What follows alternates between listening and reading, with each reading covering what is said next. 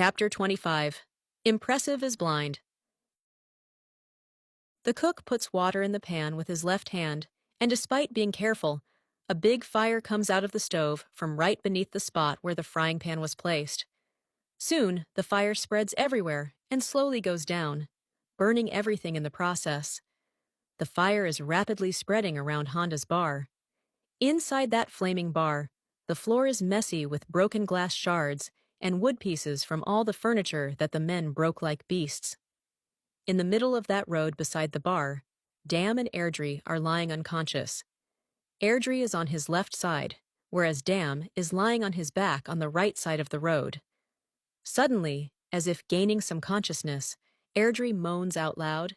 He can hear Dam snoring. Airdrie slowly starts to sit up, with his eyes still half-lidded.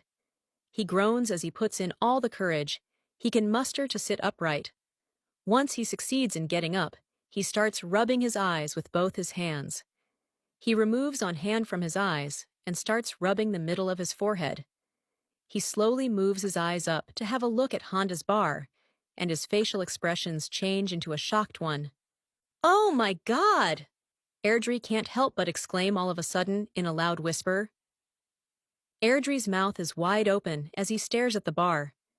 He brings his hand down to the eye level that was placed on his forehead as he felt something wet.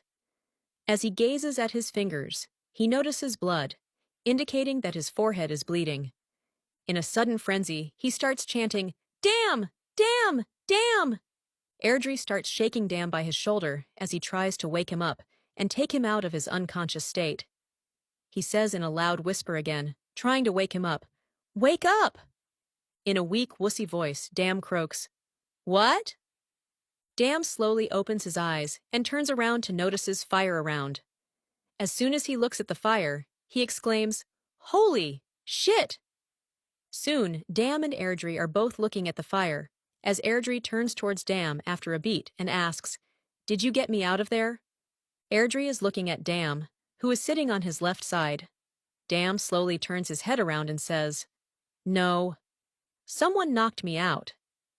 Airdrie looks confused as he asks more to himself, "So, how did we get out of there?" Dam is still gazing at the bar that is on fire and burning down, not ashes bit by bit. Inside the bar, Dam and Airdrie are lying on the floor unconscious. The fan who is wearing a hockey mask throws the poor man's grenade at the rotate counter. Before anyone can react, the rotate counter is lit with flames. Honda stares at the counter with an open mouth and is fairly speechless. Honda turns around and looks at the fan wearing the hockey mask and shouts, "You are fucking dead, asshole!" Honda is now charging towards the fan with the hockey mask. Honda tackles the fan, and now him and the fan are out of sight from everyone else, halting the fan as he says, "Ooh!" The bar's door opens from the outside as the shadow of a figure casts on the floor. Palm comes inside the bar, looking here and there frequently. He is wearing a bright brown trench coat, and his eyes are covered with a super black pair of sunglasses. Palm's searching eyes come to a sudden halt as he looks at the bodies of Dam and Airdrie lying on the floor. They clearly seem knocked out, either due to the alcohol, but the bruises tell a different story. He takes steady steps towards the spot where they were lying. In the background, everyone is still fighting like before, unaware of the new spectator inside the bar, as he is about to reach up to the bodies on the floor. Palm stares at the unconscious figures on the floor, and despite looking at the bruised and bloodied faces, Palm looks exceptionally calm and relaxed. Two middle-aged men are wearing jerseys, are grabbing and punching each other, not caring about whatever is around them.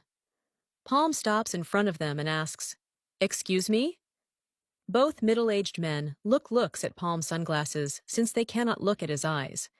They raised an eyebrow in question, and Palm immediately responds to their silent query, saying, "Can you please get out of the way?" One of the middle-aged men wearing jersey says in a menacing tone, "What the fuck did you just say?" In an extremely polite tone, Palm says again, "Can you get out of the way?" "Please and thank you." The middle-aged men in jersey look at him with immense rage as he says, "Fuck you, you queer-eyes motherfucker!" Palm looks at him and is still for a moment. The middle-aged man in jersey looks at him with the same anger as he notices that he is not budging at all, unmoved by his wrath. He says again, "I'll break those fucking glasses off your face, dipshit." Suddenly, Palm pulls out something from the inner pocket of his trench coat. The middle-aged man in jersey looks at him with shock written all over his face and falls down to the ground. He looks up, back at Palm. Meanwhile, the other middle-aged man, who was in a riot with the other man, looks at Palm as well. As soon as he gets a good look, he falls down on the floor as well. Palm is holding a stun baton in his left hand. Leaving the men be, Palm starts walking again as the two men look at him with a stunning gaze and their mouth open wide. There come a couple more people on his way, and just like the two men lying on the floor, he stuns yet another man who has painted his face with wild blue and green colors. He moves a few steps forward and stuns yet another man wearing a rainbow afro wig on his head. A woman in jersey looks at Palm and stops in her tracks with a shocked expression as she stares at him. She yells out loud and he immediately falls to the ground. A man wearing the same jersey, like the rest of them, charges towards Palm, but he manages to stun him as well. He stops right then and there, and while being frozen to the ground, he looks at him. Without any hesitation, Palm stuns him as well, and the young man in jersey falls down on the ground as well. Palm stops and looks down at Dam and Airdrie, lying unconscious on the ground. He is just about to grab them up when he hears the sound of an over-muscular fan wearing a tank top as he shouts, "Hey!" Palm looks up and notices the over-muscular fan wearing a tank top standing on his left side. The over-muscular fan says again, "You think you can take me out?" The over-muscular fan is not even able to finish his entire sentence when suddenly a loud noise hits him and he is pushed on the floor. Soon, he's lying on his back and is now unconscious as well. Several people wearing jersey are luring at Palm's sides. Palm suddenly says to the people who are surrounding him, "Check this out." Palm opens his trench coat and shows what's inside. All the fans dressed in jersey seem shocked, and finally, all of them ran away from him. Palm closed up his trench coat again. Palm grabs Dam and Airdrie's hands and drags them out of the bar. Dam and Airdrie are still sitting on the road near Honda's bar. Dam and Airdrie both look confused. They hear a voice coming from their side, saying, "Yup? Is sure as a mystery." Honda is sitting next to Dam and Airdrie's right side. Dam and Airdrie are looking at Honda from where they are sitting beside him. Airdrie speaks up after a long pause, as he asks, "How long you been there?" Honda shrugs and responds, "Same as you guys." "How did you get out?" Dam asks this time, as he looks at the ground in front of him.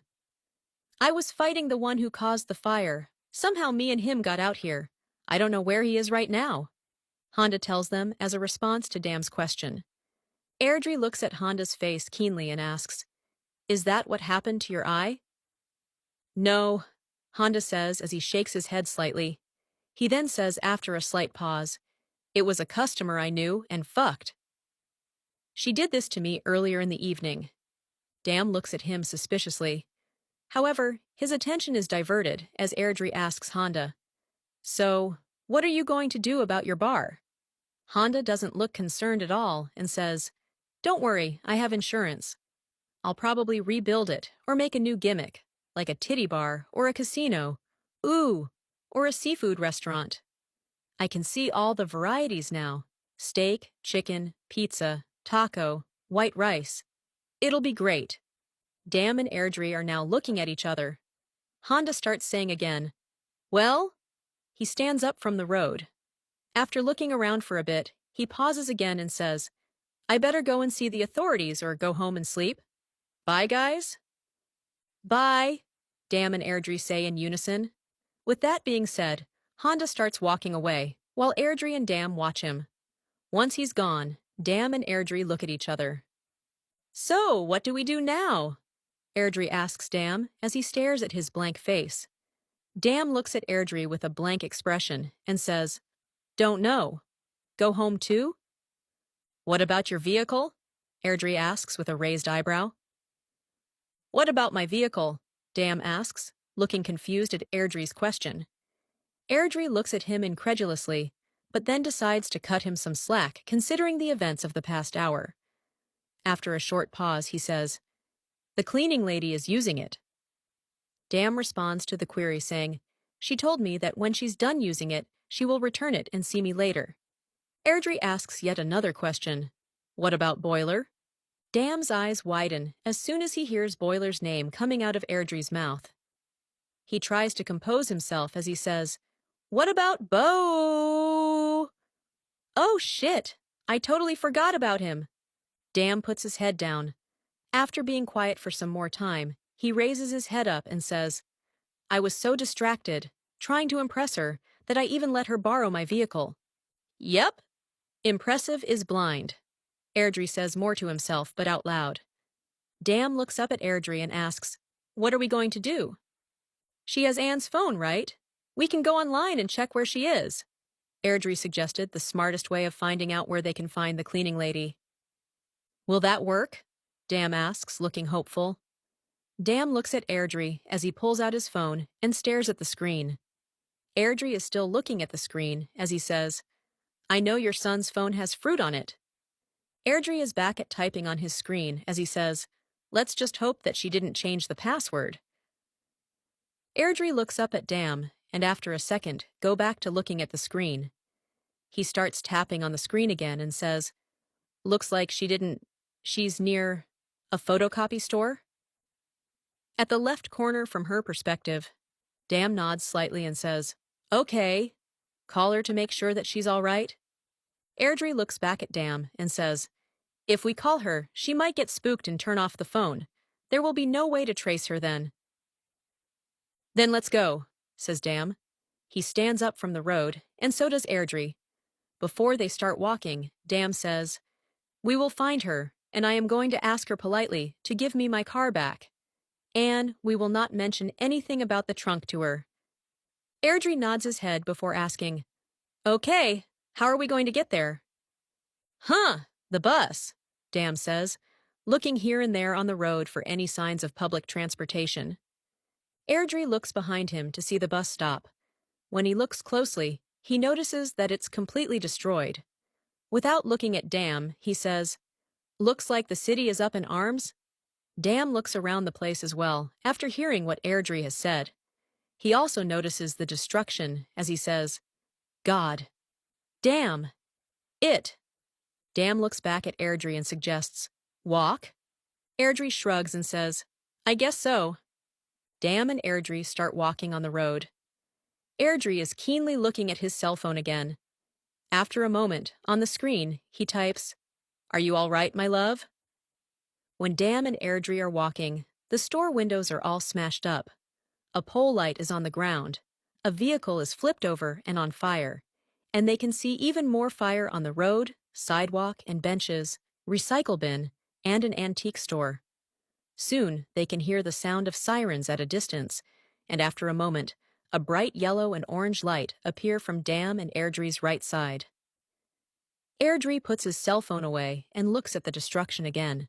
From a distance, they hear a person screaming, "Fucking loser!"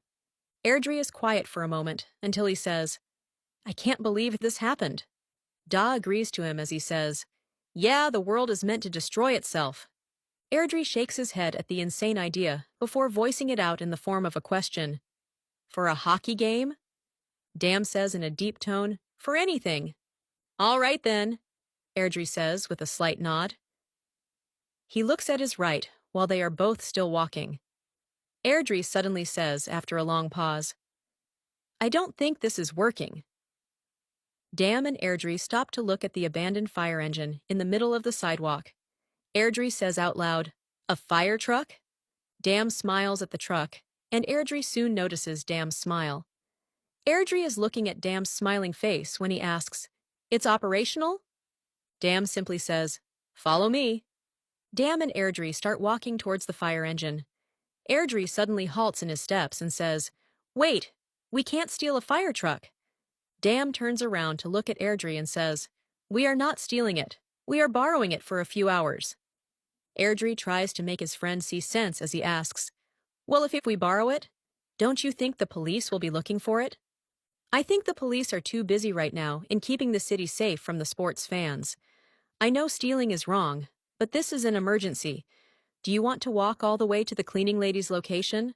Dam asks, making sense for the first time since he gave away his vehicle to the cleaning lady, completely forgetting about the person he had inside the trunk. Airdrie agrees and says, I guess you're right. Let's do it then. Dam puts his right foot on the steps towards the driver's side of the fire engine, whereas Airdrie walks a little more and goes to the other side. Dam climbed up the steps, opens the door, and sits inside before closing the door. Airdrie opens the passenger door and sits in the seat and closes his side of the door as well. Dam looks at the steering wheel in front of him and says, All right, this looks easy. It's like driving a tank. Airdrie looks at him with a surprised expression at his face as he asks, You drove a tank? Dam looks back at Airdrie and says, No, it's just an expression. But I did drive a semi, so this is no problem.